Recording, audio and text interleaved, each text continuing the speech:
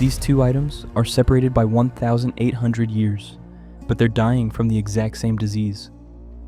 On the left, a Roman denarius from 200 AD. On the right, a US dollar from 1971. Different empires, different centuries, same terminal diagnosis. This isn't a history lesson, this is forensic analysis. We're examining evidence of a pattern that repeats with mechanical precision across every major civilization that's ever existed. The 7-stage collapse pattern, every empire follows it, no exceptions. And like any good investigation, we need to catalog the evidence. And here's the part that should concern you. Based on the evidence, we're not in a recovery. We're in stage 5. If this pattern has a 100% historical failure rate, what does that mean for your savings right now? Let's follow the evidence. Stages 1 and 2. The foundation, sound money, then the trap. Stage 1 is always the same. A new power emerges with currency backed by something real. Gold, silver, tangible assets. Rome's denarius was 95% pure silver. The early dollar was backed by gold reserves. The currency represents stored labor. The government can't create it from nothing. That's the baseline. Real backing, fiscal constraints, visible math. Stage 2 is expansion. Production exceeds consumption. Post-war America, single income buying a house, sending kids to college. That wasn't luck. That was sound money meeting productive capacity. But stage 2 sets the trap. During prosperity, leadership makes promises. Social Security, Medicare, military commitments, all paid for with tax revenue from a booming economy. The problem? Those promises assume the boom lasts forever. It doesn't, and those promises become anchors when expansion slows. Stage 3, the peak when borrowing replaces earning. Stage 3 is the peak. This is where the shift happens, the transition from earning to borrowing. Tax revenue is still strong, the economy still looks healthy, but the expenses have grown faster than the income, so the government faces a choice: cut spending or borrow from the future. They always choose borrowing. Think of it like an athlete who starts using performance-enhancing drugs. The performance stays high, the stats look good, but the strength isn't real anymore. It's being maintained through artificial means. The hidden mechanism here is political incentive. Cutting spending means political suicide. Borrowing means the bill comes due after you're out of office. So they borrow, and the debt begins to compound. But here's the part nobody tells you. The people who understand this pattern are already moving their wealth.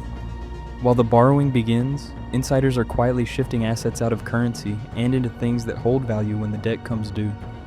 Rome expanded its military across 3 continents during stage 3. The costs were staggering, but the tax base from conquered territories covered it. For a while.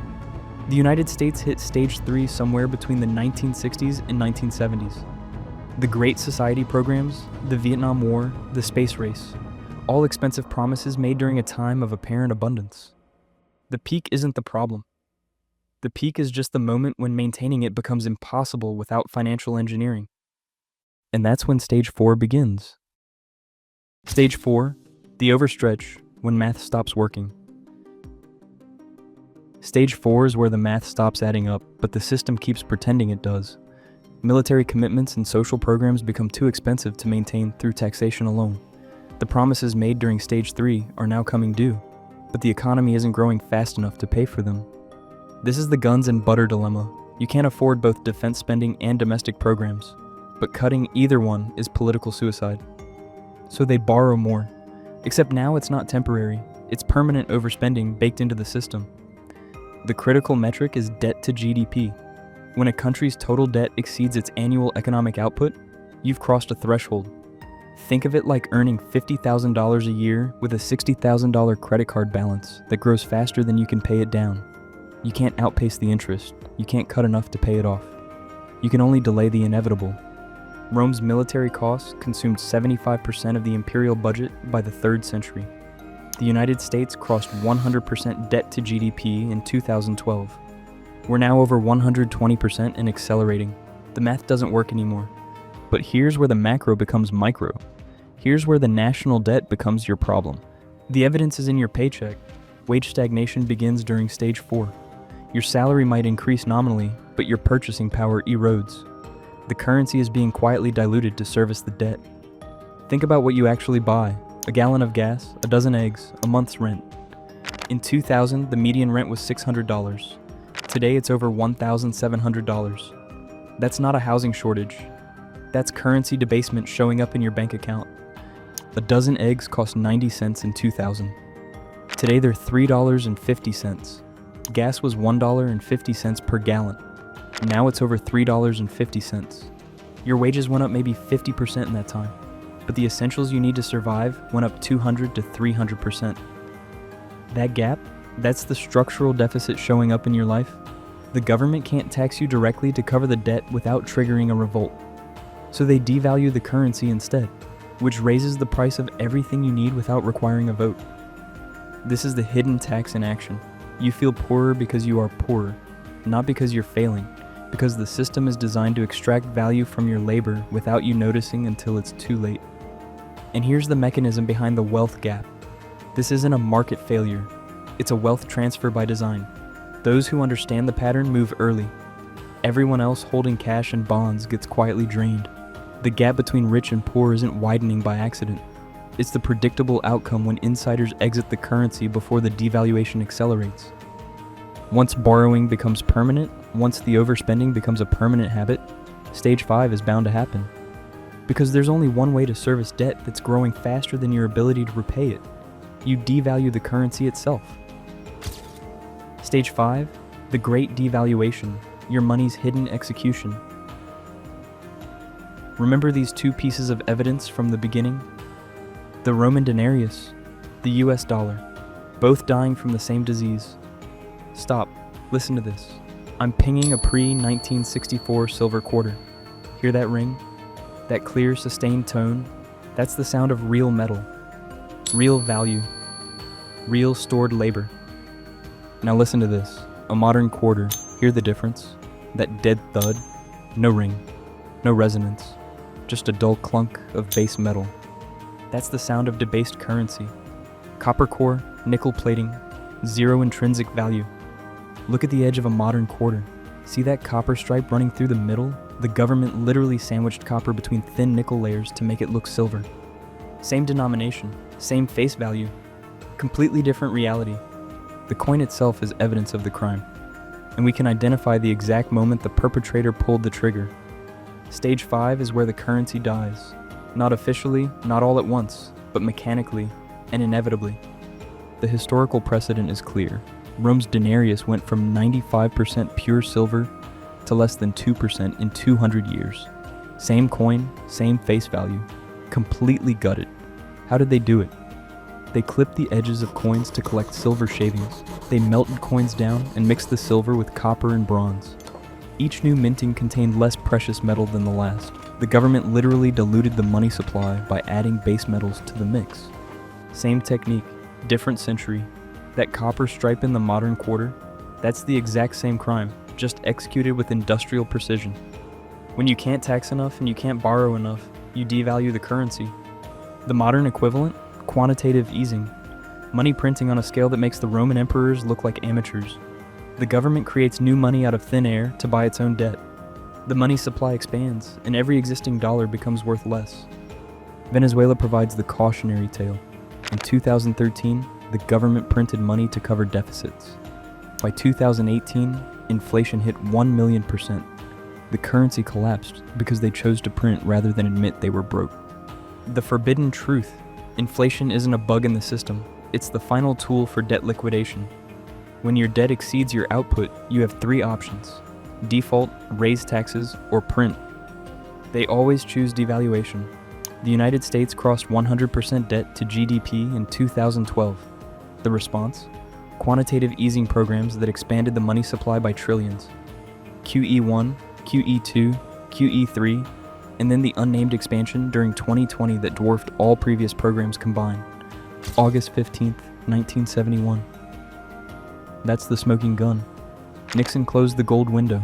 The dollar became pure fiat, backed by nothing but the government's promise and the Federal Reserve's printing press. The M2 money supply increased by 40% between 2020 and 2022. That's not economic growth. That's monetary dilution.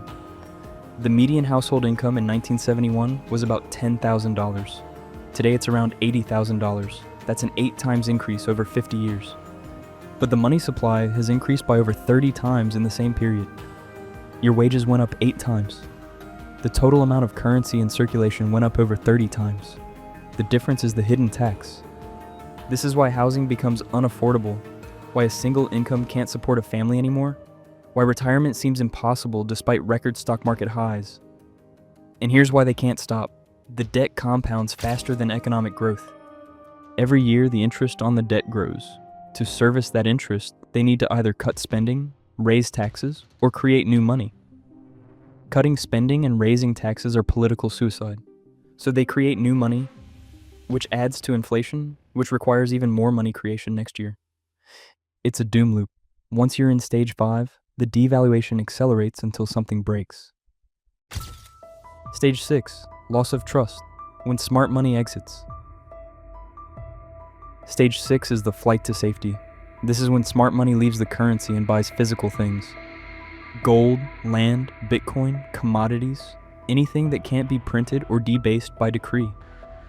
You can see this pattern forming when capital starts flowing out of bonds and cash into real assets you can touch. When real estate prices spike not because of demand for housing, but because people are desperate to trade their paper money for something they can actually touch and hold. The currency becomes a hot potato. Nobody wants to hold it longer than necessary. But here's what that really means on a human level. You aren't just losing dollars, you're losing the hours of your life you spent earning them. Think about what those dollars represent. Every paycheck is stored time. Weeks spent commuting, evenings away from your kids, weekends sacrificed to overtime, promotions you chased, skills you developed, years of your finite life converted into currency. And now that currency is evaporating. Every paycheck you receive has already lost value by the time you can spend it. Your stored time, your labor, your effort, your life energy evaporates while you sleep. The government can't tax you directly for 30% of your income without triggering a revolt, but they can devalue the currency by 30% over 5 years, and most people won't even notice until it's too late. That's not losing money. That's having your life stolen in slow motion. Rome saw this in the 3rd century. Citizens hoarded old coins and spent debased ones immediately. Trade collapsed because merchants couldn't price goods fast enough. The public realizes the game is rigged, but only after the massive wealth transfer has already occurred. The people who understood stage 5 moved their wealth years earlier. The wealth gap isn't an accident. It's the designed outcome of a system where insiders exit first, while regular people take the full hit. We're watching this pattern emerge now. Debt levels above 130%. Money printing outpacing growth. Trust in institutions declining across every measure. The evidence suggests late stage 5 approaching stage 6. Once the exodus begins, stage 7 follows rapidly. Stage 7, the reset, when the old system dies. Stage 7 is the collapse or reset. The old currency dies and a new system is imposed. But here's what the history books don't emphasize. The reset is where the great erasure happens. Bonds become worthless, cash holdings evaporate, pensions disappear. If you understand the pattern, you don't just survive. You leapfrog the system entirely while others lose everything. The insiders know this. That's why they move early. Rome abandoned the denarius and tried to reboot with new coinage. It didn't work. Weimar Germany, Zimbabwe, Venezuela, all followed this path. Currency destruction, collapse, then a reset that transfers remaining wealth to those who positioned themselves correctly. The people who trusted the system, who saved in the currency, who believed the experts, they're the ones who lose everything. Your position is a choice. The system is designed to keep you dependent on dying currency while insiders move wealth into real assets. Your checklist: hold hard assets that can't be printed. Maintain cash buffers for short-term disruptions. Diversify outside the system: skills, relationships, alternative currencies. If you value transparency over propaganda, subscribe and join the investigation. Comment below. Which stage do you think we're in right now?